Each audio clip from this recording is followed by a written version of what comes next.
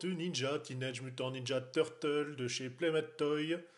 On est donc sur des rééditions pour reprendre tout simplement le design des anciennes, donc des vintage. C'est donc les classiques. On retrouve tout simplement le blister comme à l'époque, la figurine, voilà, avec les armes qui sont encore grappées. On a les dessins, alors qui sont un peu, voilà, l'artwork un peu dégueulasse, hein, il faut le dire, mais bon, moi ça respecte le code de l'époque.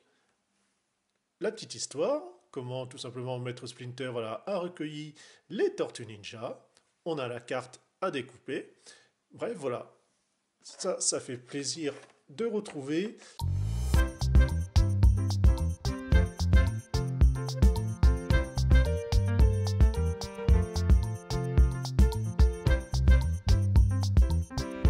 Au niveau articulation, bon c'est comme à l'origine. Hein. Là, rotation, ici, la jambe, donc voilà, qui peut bouger, parce que vous avez un ball joint à l'intérieur. On voit ici pour mettre tout simplement le bâton, le beau. Alors elle paraît méga légère, elle est toute creuse en fait.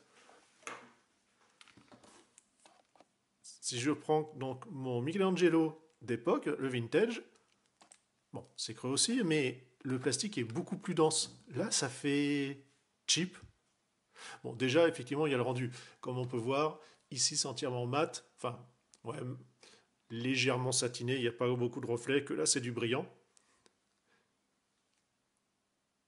Après, hop, donc forcément bon, ils n'ont pas exactement la même tête, enfin ça va être au niveau des yeux et puis du sourire.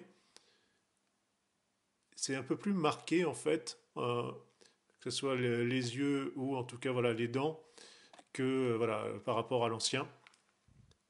Mais ouais, purée, bon, je savais là pour le côté mat brillant. Bon, après, voilà, un petit coup, si on veut vraiment refaire le même rendu, enfin à peu près approchant un coup de vernis, et puis voilà. Mais ouais, c'est dommage, j'ai pas ce qu'il faut pour peser. Il n'y a pas grand chose, hein.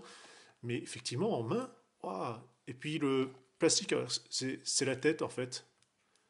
C'est c'est bizarre, comment vous dire.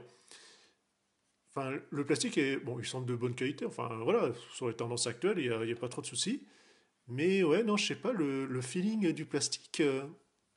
Pour les armes, hop, on va les mettre dans le bon sens. On trouve, voilà, le bâton classique. Ici, le couteau, la part de pizza ou ce qui peut servir d'arme. Hein. Enfin, pour moi, c'était plus une arme qu'autre chose. Les étoiles. Et on va avoir effectivement les deux bâtons. Bon, pour l'instant, lui, je vais pas le dégrapper, puisque à l'endroit que je vais mettre, vous verrez ça. Mais ouais, pareil, plastique, ouais. Le rendu a l'air proche. C'est dommage, j'ai pas les armes, elles sont pas ici. J'aurais dû les ramener. Mais ouais. Ouais, c'est pas le même touché. Bah forcément, hein, le plastique a évolué en termes de normes, de composition. C'est sympa, hein, mais c'est vrai que quand on compare à l'origine, on va dire ça, bah, ça fait bizarre. N'empêche que ça reste quand même de bonne qualité.